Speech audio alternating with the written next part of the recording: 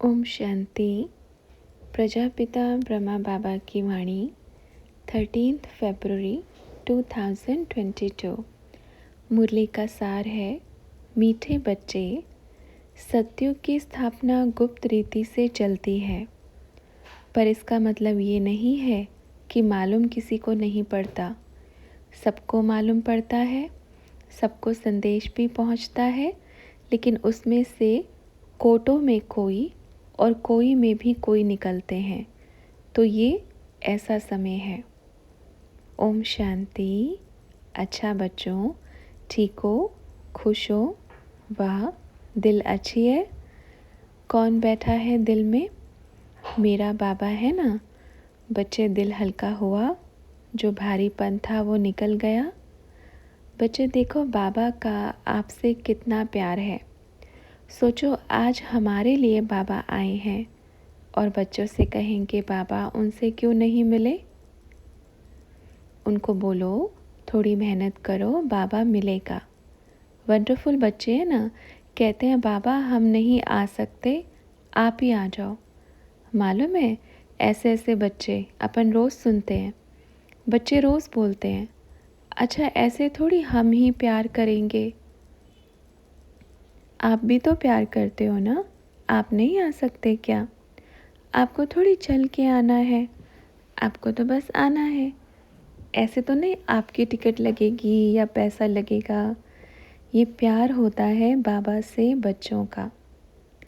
अच्छा, किसने कहा पहली बारी मिल रहे हैं? अभी पहली मीटिंग है, बाद में मीटिंग चली गई है। अपन भूल जाते हैं ना, क्योंकि अपन को लगता ही नहीं कि अपन पहली बारी मिल रहे हैं। क्योंकि सभी बच्चे बदल बदल के बैठे, भले शक्लें बदल गई हैं, पर आत्मा तो वही है ना, इसलिए अपन को लगता नहीं है कि कोई पहली बारी मिल रहा है, जो कई कई बारी मिल रहे हैं। अच्छा बच्चों, अब ये बताओ, सेवा क्या चल रही है?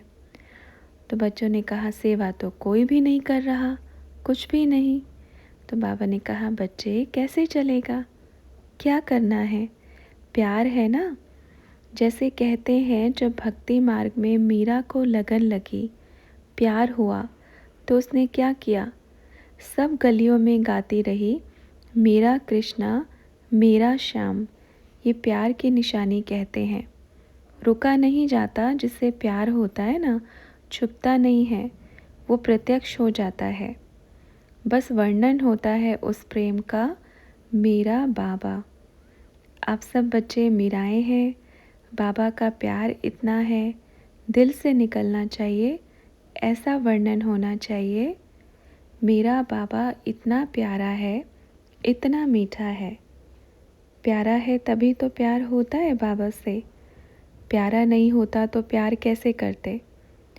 जो प्यार करते हैं, अच्छा उनका संस्कार होता है, अच्छे बच्चे होते हैं, तभी तो बारी बारी उनको घर में बुलाने की दिल होती है। अगर वो ऐसे डांटते रहेंगे, प्यार नहीं करेंगे, तो कौन बुलाएगा घर में? तो बाबा कितना प्यारा है, कितना प्यारा, किसी को डांटता नहीं है, चुपचाप आराम से रहता है, शिक्षा देता है, चला जाता है। बाप जैसा प्यार करता है, बच्चों को भी क्या करना चाहिए? फिर कई बच्चे कहते हैं बाबा हम आपको प्रत्यक्ष करेंगे। बाबा ने कहा बच्चे, आप बस अपने आप को बाप से जोड़ दो, प्यार में खो जाओ बस। आप सेवा करो जितनी होवे, तो बाबा आप बच्चों को प्रत्यक्ष कर देगा। तो हमें सेवा में पीछे नहीं हटना चाहिए। आज के ये साइंस के साधन देखो, सबके पास है ना। अगर आप बाहर नहीं निकल सकते, तो इसके ज़रिए सेवा करो, बहुत कर सकते हैं। अगर दिन में पूरे 24 घंटे में आप 2 घंटा भी देंगे ना सिर्फ सेवा को, तो बहुत सेवा हो जाएगी। अभी समय है, आज से ये संकल्प करो, मुझे अपना समय वेस्ट नहीं करना है, ठीक है? जो अपने ब्राह्मण बच्चे हैं उनको भल बाबा मिलन की बात बताओ, लेकिन जो बाबा को पहचानते नहीं हैं उनको ओम कराओ। सबको इकट्ठा करो, जोड़ो, संदेश भेजो सब तरफ। बोलो किसी को भी डिप्रेशन है, कुछ भी चीज़ है तो उनसे ओम का ध्वनि कराओ। इतना कर सकते हैं ना अपन? इजी सेवा है एकदम। बाबा ने कहा अंतिम समय में सेकंड में मुक्ति और सेकंड में जीवन मुक्ति। तो जो ओम करते हैं ना, सेकंड का काम है। जब सेकंड का काम है तो इतना जल्दी करना चाहिए ना। क्या पता संसार में विनाश की घंटी कब बज जाए। अपन को तो मालूम है पर किसी को भी बताएंगे नहीं, नहीं तो तैयार हो जाएंगे ना कि सबके विनाश होने वाला है, अब तो समेट लो सब। हाँ, पर जिनकी बुद्धि साफ होगी, बाबा से प्यार होगा, उनको ऑटोमेटिकली मैसेज मिल जाएगा। देखो आप बच्चे बड़े भाग्यशाली हो, बाबा मिलने आते हैं। दुनिया में कितने बच्चे तरस रहे हैं एक सेकंड के दर्शन के लिए, मेरे बाबा आ जाओ। क्योंकि बोलते हैं ना सतयुग की स्थापना गुप्त रीति से चलती है, पर इसका मतलब ये नहीं है कि मालूम किसी को नहीं पड़ता। सबको मालूम पड़ता है, सबको संदेश पहुंचता है, लेकिन उसमें से निकलते कोटों में कोई और कोई में भी कोई। तो ये ऐसा समय है। अच्छा, अभी तो मिलन मना रहे हैं, अभी बच्चे ध्यान से देख रहे हैं, फिर अपन के जाने के बाद सोचेंगे, बोलेंगे, अच्छा बाबा ने ऐसा बोला, बाबा ऐसा बोल रहे थे, बाबा फिर ऐसे बोल रहे थे। अच्छा बच्चों, अभी आपको सेवा अच्छे से करना है, करेंगे? तो बच्चों ने बाबा से पूछा, बाबा जब ज्ञान में आए आपने बहुत सेवाएं कराई, फिर माया का प्रभाव ऐसा हुआ कि पूरी तरह हम माया नगरी में ही चले गए और पुरुषार्थ काफ़ी पीछे रह गया, मधुबन भी जाना नहीं हुआ और अब लग रहा है कि बहुत समय व्यर्थ कर दिया और खुद को उतना लायक ही नहीं समझते कि जो आप हमसे मिले। जैसे बाबा ने कहा कि विनाश समय में बाबा बच्चों को गोद में लेके जाएगा, पर अब ऐसा लगता है कि हमें तो छोड़ जाएगा क्योंकि हमने बहुत समय वेस्ट कर दिया। तो जिन्होंने पूछा था बाबा ने उनको जवाब दिया, जी नहीं, देखो बच्चे, इसमें हमें गलती कर रहे हैं। जो समय बीत गया उसको वापस नहीं लेके आ सकते। आज के समय को सोच करके हम ये सोचेंगे, अरे हमने समय वेस्ट कर दिया, तो आज का दिन भी वेस्ट हो रहा है ना। आप बीते हुए कल को ठीक नहीं कर सकते, पर आज के दिन को ठीक कर सकते हो, और आज का दिन ठीक हो गया तो बीते हुए सब कल के दिन ठीक हो जाएंगे। अच्छा, फिर बाबा से कहा, बाबा योग में बैठते हैं तो बुद्धि में यही विचार चलता है कि अब तो समय ही नहीं है। तो बाबा ने कहा, जी नहीं। देखो बाबा ने क्या कहा, बच्चे, भले कोई बच्चा लास्ट में भी आएगा ना, वो फर्स्ट नंबर में जा सकता है। आप इस चीज़ को सोचो। बोलते हैं ना जब जागे तब सवेरा, ऐसा बोलते हैं ना। तो अब अगर आपके अंदर ये जागरूकता आ गई है कि मैंने ये किया, लेकिन अब मुझे बहुत तेज़ी से सेवा करना है, तो सब कवर हो जाएगा। और आप ये सोचते हैं कि बाबा हमें छोड़ के जाएगा, ये तो मन में आना ही नहीं चाहिए। जिन बच्चों के लिए बाप ऐसे आ सकते हैं तो उनको छोड़ के कैसे जा सकते हैं? जाएंगे? नहीं जाएंगे। बाप अपने बच्चों को किसी भी कोने से ढूंढ के साथ में ले जाएगा, पर छोड़ के कभी नहीं जाएंगे। ये संकल्प रखो, मैं बाबा के साथ जाऊंगी, मेरा बाबा जहाँ जाएगा मैं वहाँ अपने आप, जैसे आप इधर जाते उधर जाते चले जाते हैं ना, ऐसे संकल्प आया, चलो भागो, फिर एक बार फिर संकल्प आएगा, अब चलो बहुत हो गई यात्रा, अब चलो अपने बाबा के पास चलते हैं। फिर संकल्प आएगा, जैसे अभी किसी का सुनते नहीं ना, उस समय भी किसी का सुनेंगे नहीं, बस बाबा की तरफ दौड़ना है। ठीक है, रिपीट नहीं।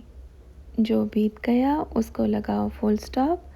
अब बस जितना समय आप दे सकते हैं सेवा में, जिससे जितना बीता हुआ कल है वो कवर हो जाए। अच्छा, तो बाबा से प्रश्न किया, मुरली में आया था कि बाबा बच्चों को सूक्ष्म में गले लगा के विदाई ले लेगा। बाबा वैसे विदाई लेगा तो फिर हमें कैसे बुलाएगा? तो बाबा ने कहा, विदाई ले लेगा गले लगा के सूक्ष्म में, स्थूल में नहीं चलेंगे।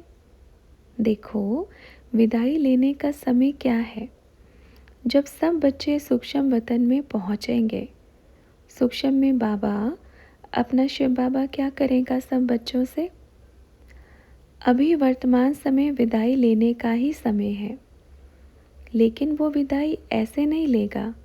विदाई कहाँ से लेगा? पहले बारात जाएगी शिव की सूक्ष्म वतन में, सब नहाएंगे धोएंगे अच्छे से।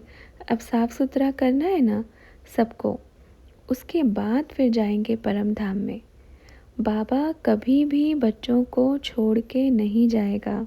ठीक है, तो बच्चों ने कहा, बाबा हमें तो सूक्ष्म वतन में डंडे पड़ेंगे।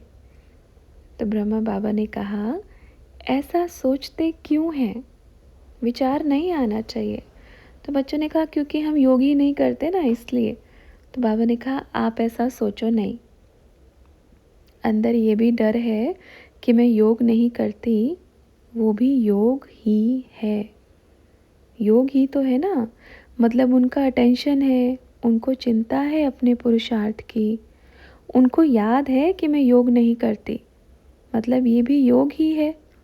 ये तो याद रहता है कि योग किससे करना है, पता रहता है ना, तो उसको भी याद बोलते हैं। मतलब आप सोच किसके लिए रहे हो, विचार किसके लिए आ रहे हैं? तो अब ये सोचना है, बाबा मेरे को डंडे नहीं खाने, मुझे आपका हाथ पकड़ के चलना है, ऐसे करो।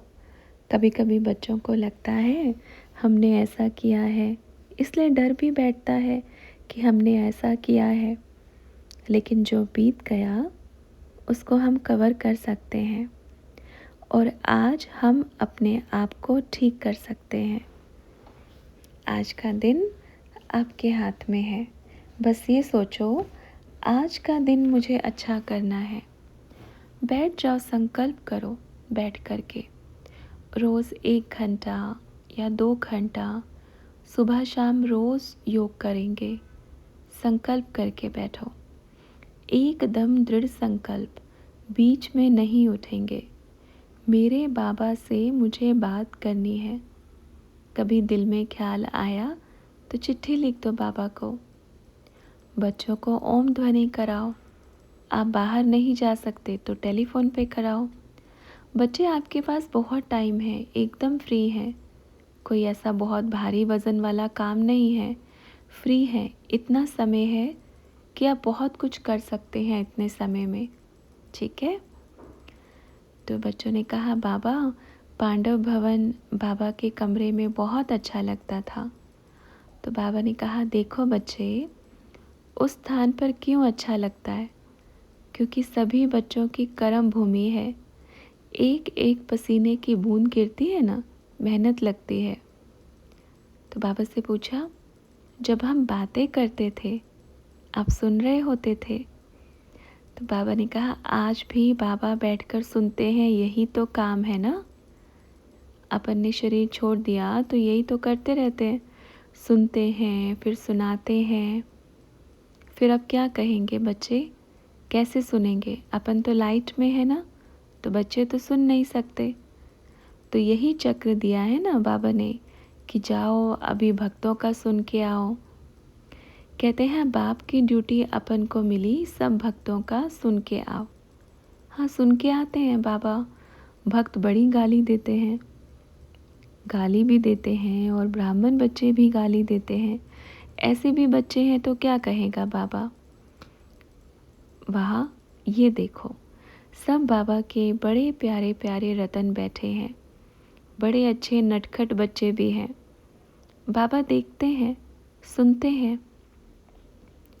थोड़ा सा आपस में भी हो जाएगा तो कहेंगे इसको ठीक नहीं कर सकते आप। अच्छा बच्चों, टोली लेके आओ। भाई, आपने छोटा बड़ा बनाया है, किसी को छोटा मिल गया तो बोलेंगे अच्छा मेरे को छोटा मिला। ये भी एक कला है बराबर बराबर बनाने का। इससे क्या होता है मालूम है? किसी के दिल में वो नहीं आता, क्योंकि आजकल दुनिया में यही चीज़ें ज़्यादा चलती हैं। उसको इतना छोटा मिला, उसको इतना बड़ा मिला। इसलिए बाबा ने भी क्या फिक्स किया है, भाग्य है बराबर का देगा। अब जिसको पसंद नहीं आया, कई बच्चे कहते हैं हमें ये चीज़ पसंद नहीं है, ये कम देना हमें। कई कई बच्चे ऐसे भी होते हैं। तो कई बच्चे ऐसे बोलते हैं हमें पसंद नहीं है, मतलब बोलते हैं बाबा हमें ये चीज़ पसंद नहीं है तो वापस रखो। तो ये भाग्य की बात होती है, कभी भाग्य को वापस नहीं देना होता।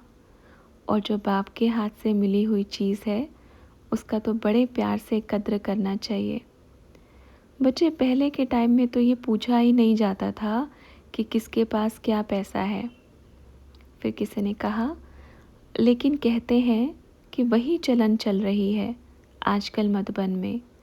जिनके पास पैसा है उनको अच्छी जगह देते थे, जिनके पास नहीं है वो ऐसे ही रहते हैं।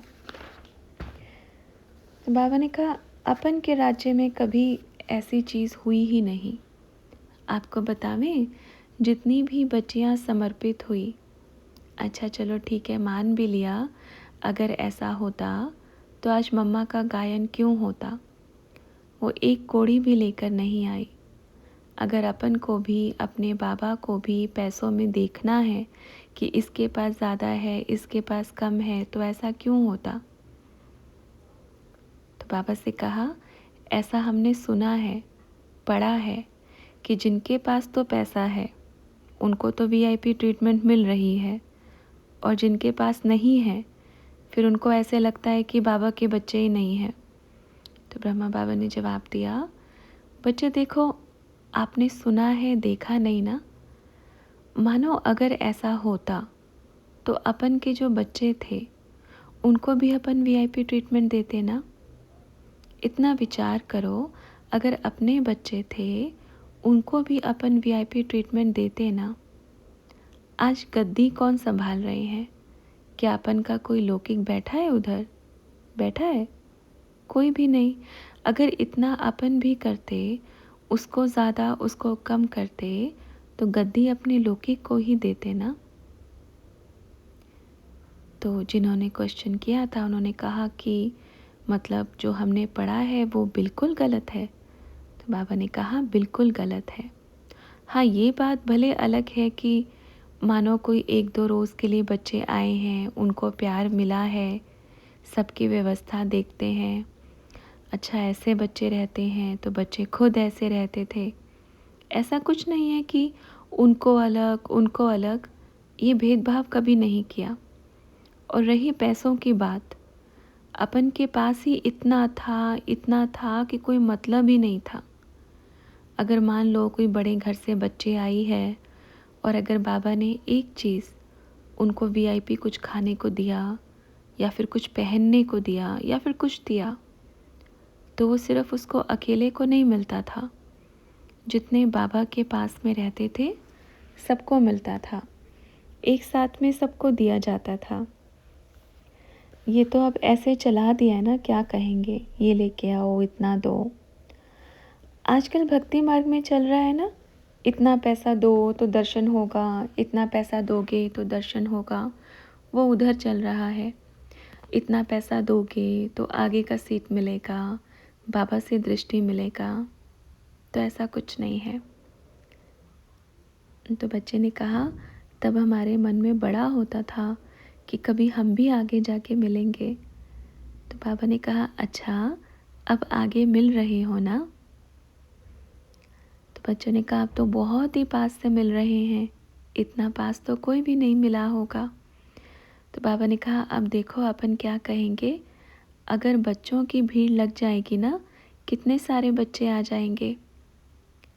हमेशा ये सोचना, अगर बाबा ऐसा करते हैं, जो मंदिर में जाते हैं, जो शिवलिंग बना हुआ है, उसने कभी कहा क्या अमीर आगे आ जाओ, गरीब पीछे चले जाओ? कहा? नहीं कहा ना। वो सबका स्वीकार करता है। तो क्या अपना बाबा कभी ऐसे हो सकता है? जब अपना बाबा ऐसा नहीं हो सकता, तो अपन कैसे हो सकते हैं? नहीं हो सकते ना। तो बच्चे किसके हैं? जैसे पिता वैसे पुत्र। तो ये सोचो, ऐसा विचार भी मन में नहीं लेके आना है, सोचना ही नहीं। अगर मांगते तो अपने पास इतना था, पूरा 3-4 गांव बसा सकते थे, इतना था, कोई कमी नहीं थी। तो क्या करेंगे बताओ उनको अलग ट्रीटमेंट दे करके? और उनको अलग ऐसा थोड़ी कि उनसे कुछ अपन को लालच था कि आप इतना पैसा देकर जाओ, अपन ने तो कभी लिया ही नहीं। बारी बारी बाबा बोलते थे, मांगने से मरना भला। किसी के सामने हाथ ऐसे नहीं जाना चाहिए, ऐसे जाना चाहिए। कैसे जाना चाहिए?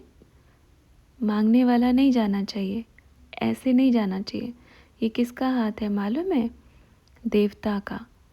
इतना बेगरी पार्ट आया, अनाज नहीं, कुछ नहीं, अगले समय क्या बनेगा मालूम नहीं, तब नहीं मांगा। इतना धन होने के बाद कैसे मांगते बताओ? इसलिए ये सब चीज़ें व्यर्थ की चीज़ें हैं। तो बच्चों ने कहा, इसका मतलब सारा पड़ा हुआ भूल जाए? बाबा ने कहा, हाँ, 0 बन जाओ। क्या लगा दो? 0। एक हीरो, एक मेरा बाबा। अच्छा, अगर किसी एक ने या 2 ने हमारा दिल दुखा दिया, तो क्या सभी ऐसे हैं?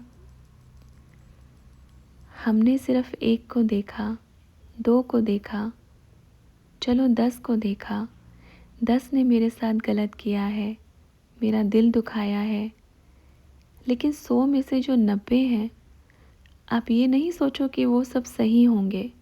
आप ये सोचो, ये मेरा कर्म है दुआएं देना, ये मेरा कर्म है। जैसे एक बहुत बदबू वाली जगह है, वहाँ पे अगरबत्ती लगाओ, तो अगरबत्ती क्या देगी? खुशबू। क्यों देगी? क्योंकि वो उसका कर्म है, वो उसका गुण है, उसके अंदर वो गुण है ही, ऑटोमेटिकली वो गुण है। आप उसको गंदगी में लगाओगे तो भी वो अपना ही कर्म करेगी, अपना ही खुशबू फैलाएगी। उसको आप अच्छी जगह पर लगाओगे तो भी वही काम करेगी। क्या अगरबत्ती कीचड़ में रह करके अपना गुण भूल सकती है? नहीं ना। क्या फूल कांटों में रह करके अपना गुण भूल सकता है? नहीं ना। तो आप कौन हो? ये सोचो बस, कौन हो आप? आप वो अगरबत्ती हो, चाहे कितनी भी गंदी दुनिया में रहो, पर अपना गुण कभी नहीं भूलो। ठीक है? समझ में आया? अब क्या करना है? दुआएं देना मेरा गुण है, और मैं उस गुण को कभी इधर से नहीं निकालूंगी। मेरा ये गुण है,